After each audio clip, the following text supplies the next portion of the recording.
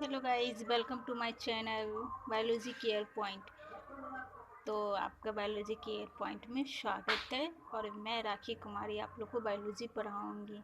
अगर आप लोग को कहीं डाउट लगे या कोई टॉपिक हो बायोलॉजी से, अगर आप लोग को कहीं पे दिक्कत होती है तो बाहिचक आप मुझे मैसेज कर देना। मैं आप लोग को उसके नोट्स रेडी करके दे दूँगी, अच्छे से उस टॉपिक को समझा दूँगी।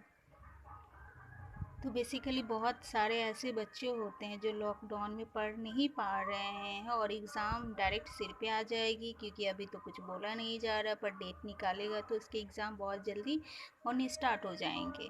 तो मैंने सोचा आप लोगों को कुछ ऑनलाइन स्टडी करवा दूं। आई होप सो कि आप लोग को पसंद आए।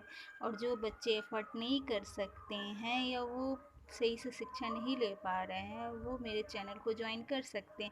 अगर आप लोग कोई नोट्स चाहिए होगा तो वो भी आप बता देना, मैं अवेलेबल करवा दूँगी। तो फ़िलहाल मेरे पास तो बोर्ड है नहीं, तो मैं कॉपी पे आप लोग को बताऊँगी। आई होप सो कि आप लोग बहुत अच्छे से समझो और कमेंट कर देना अगर आप लोग को पसंद आए। तो बस इतना ही चाहती हूँ कि आप लोग आगे बढ़ो, मुझे भी बहुत खुशी होगी।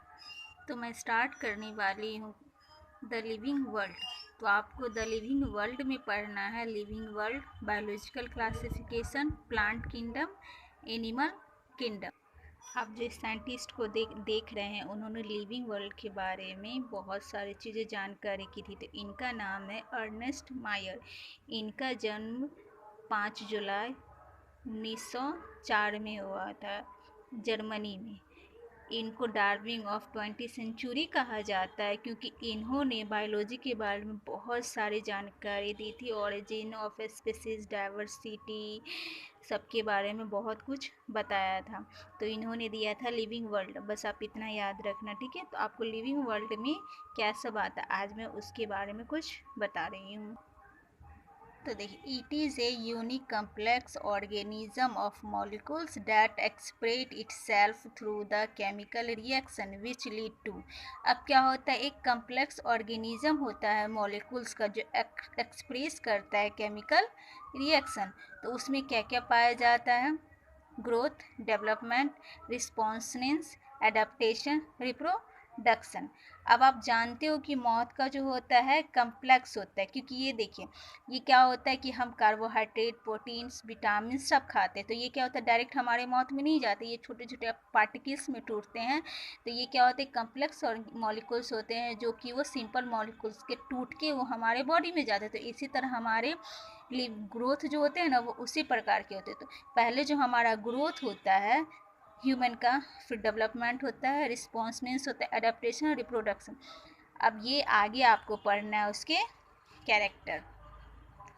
तो आप देख रहे हो लिविंग बींग्स का कैरेक्टर क्या होता है, डिफिनिट शेप एंड साइज होता है, ऑर्गेनाइजेशन होता है, ग्रोथ एंड डेवलपमेंट होता है, मेटाबॉलिज्म होता है और रिप्रोडक्शन होता है। तो आपको बेसिकली कैरेक्टर इसका याद रखना है, ठीक है। तो आपको अगर कैरेक्टर पूछा जाएगा लिविंग बींग्स का, जो कि सांस लेते हैं, जिसके ग्रोथ होते हैं, लिविंग बींग्स के डेवलपमेंट होता है, रिस्पॉन्सनेस होता है, एडाप्टेशन है ना, रिप्रोडक्शन।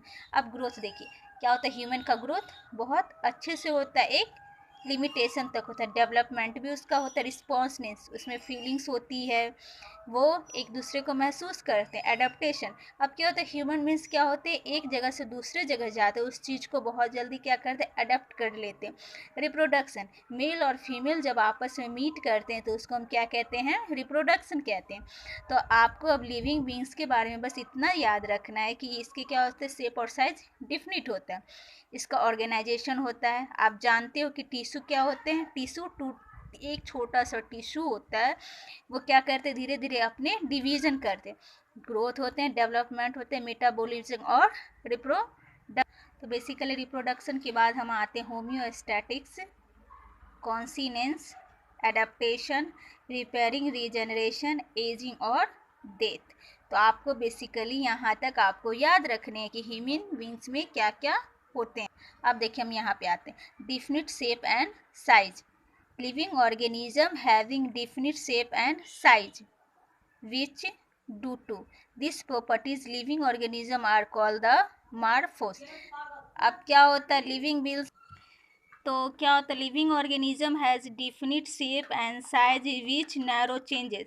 अब क्या होता है, लिविंग बींग्स जो होते हैं उसके क्या होता है, साइज और शेप दोनों कांस्टेंट होते हैं, ये बस नैरो चेंज होते हैं, हल्का फुल्का चेंज होता है, नहीं तो ये कांस्टेंट होते हैं। Due to this properties living organism are called morphous. अगर आपसे पूछा जाएगा कि लिविंग ऑर्गेनिज्म को हम क्या कहते हैं तो हम क्या कहेंगे, मार्फस कहते हैं, ठीक है। And non living matter is term amorphous. अगर आपसे पूछा जाएगा नॉन लिविंग को क्या कहते हैं तो उसमें आप ए लगाना ना, तो ये ए मार्फस होगी। अब ऑर्गेनाइजेशन किसे कहते हैं? It is a differentiation of a body into a smaller unit and the subunit, which are arranged in a orderly manner. It is a differentiation of a body into a smaller unit and subunit. अब क्या होता है organisation में, क्या होता है, differentiating, अलग होते हैं बॉडी, स्मॉलर यूनिट एंड सब यूनिट, छोटे छोटे यूनिट में क्या होते हैं, वो अलग अलग यूनिट में डिवाइड होते हैं। Which are arrange in a orderly manner. अब क्या होता है, ये जो ऑर्गेनाइजेशन जो होता है ना, ऑर्डर में होता है, ठीक है, ये एक दूसरे के ऑर्डर में सजे हुए रहते हैं।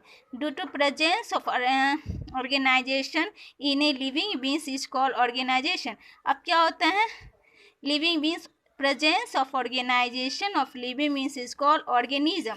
अब जो लिविंग ऑर्गेनाइजेशन जो होते हैं वो प्रेजेंस होते हैं, उसको हम ऑर्गेनाइजेशन कहते हैं। जैसे कि हमारा सेल हो गया, टिश्यू, ऑर्गन सिस्टम। तो ये क्या होता है, पहले सेल होता है, ठीक है, ये क्या होता है, ऑर्गन में चेंज होता है और फिर क्या होता है, टूटते हैं सिस्टम में।